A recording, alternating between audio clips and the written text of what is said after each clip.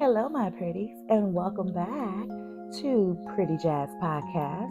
This is Serial Killers Unfiltered. Episode 3, Mr. Dennis Radar, also known as the infamous killer BTK. Stay tuned. Dennis Rader, aka the BTK Killer. Dennis Lynn Rader was born in Pittsburgh, Kansas on March 9th in 1945 to Dorothea May Rader and Mr. William Elvin Rader.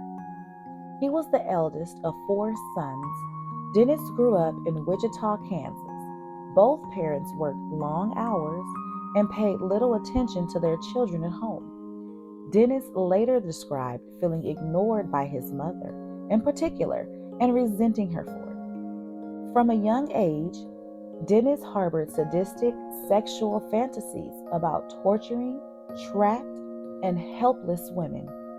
He also exhibited zoosadism by torturing, killing, and hanging small animals. Dennis acted out sexual fetishes for voyeurism and autoerotic asphyxiation and cross-dressing. He often spied on female neighbors while dressed in women's clothing, including women's underwear that he had stolen, and masturbated with ropes or other bindings around his arms and neck. Shortly after his brief time in the U.S. Air Force, he eventually married a woman named Paula in 1971. The couple lived together in Park City, a suburb of Wichita, Kansas, and they had 2 children together, a son and a daughter. After earning an associate's degree in 1973, he later earned a bachelor's degree as well. Dennis went on to work a job at ADT Security Services, where he installed security alarms in local homes from 1974 to 1988. He then went on to hold a job as a city compliance officer, while also serving as the president of the Christ Lutheran Church Council and a Cub Scout leader.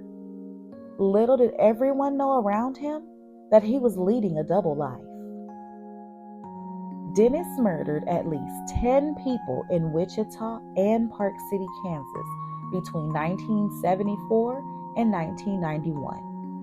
Dennis occasionally killed or attempted to kill men and children.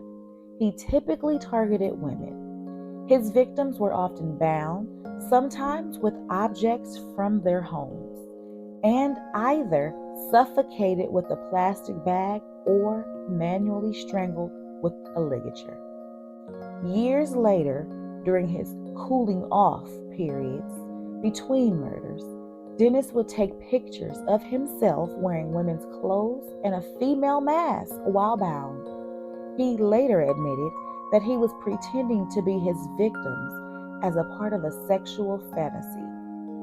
However, Dennis kept his sexual atrocities well hidden, and he was widely regarded in his community as a normal, polite, and well-mannered gentleman. It wasn't until 2004 that Dennis, aka BTK, began communicating with the press and police. In March of that year, he sent a letter to the Wichita Eagle claiming that he had murdered a woman named Vicki Weirgle back in 1986, even providing photos of the crime scene and a copy of her driver's license as proof. Dennis began taunting, continued for months after, with haunting photos of evidence from crime scenes. Bizarre letters of sorts were being dropped off all over the city of Wichita. But eventually, the police caught a break. In early 2005, a letter from BTK inquired if police might be able to trace a floppy disk back to him if he sent them one.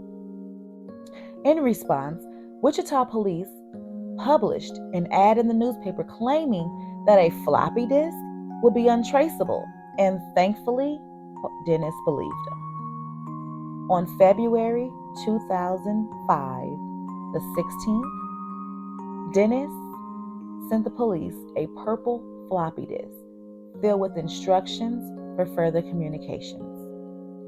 Within the metadata of the disk, police were able to find two key clues: the words Christ Lutheran Church and the name Dennis. A quick internet search led them to Dennis, and after a search warrant allowed them to compare DNA from his daughter's pap smear to the DNA they had on file, the police found their man. By the early afternoon, on February 25th of 2005, Dennis Rader had been arrested. The BTK murders. On the afternoon of January 15, 1974, 15-year-old Charlie Otero and two of his siblings came home from school to find a horrific scene. Their parents, Joseph and Julie, 38 and 33, and their two youngest siblings, Joseph Jr. 9 and Josephine 11, had been brutally murdered in their Wichita home. These murders shook the small Kansas community. In 1978, a letter was sent to Wichita's KK news station in which the writer claimed responsibility not only for the Otero family murder, but also for the following: 1974 murder of Catherine Bright, the 1977 murder of Shirley Vian, and the 1977 murder of Nancy Fox.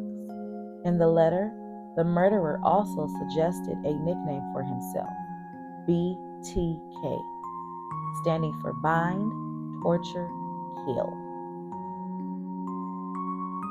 In the years that followed, the BTK killer went on to murder 3 other people: Marion Hedge in 1985, Vicky Wergel in 1986, and Dolores Davis in 1991. During this murderous spree, he maintained correspondence with the press and the police, taunting them. But then suddenly, the BTK murders seemed to stop, and all the related murder cases went cold. On June 27, 2005, the day that his trial was scheduled to begin, Dennis pleaded guilty to all 10 charges of murder filed against him. During his confession, he described each of the murders in detail, but he showed little emotion and no remorse, and he offered no apologies. Ultimately, Dennis Rader was sentenced to 10 consecutive life sentences for his crimes and also 40 years without the possibility of parole. Thanks so much for tuning in to Serial Killers Unfiltered podcast with Pretty Jazz. Have a wonderful day. Stay tuned for more. Thanks. Bye.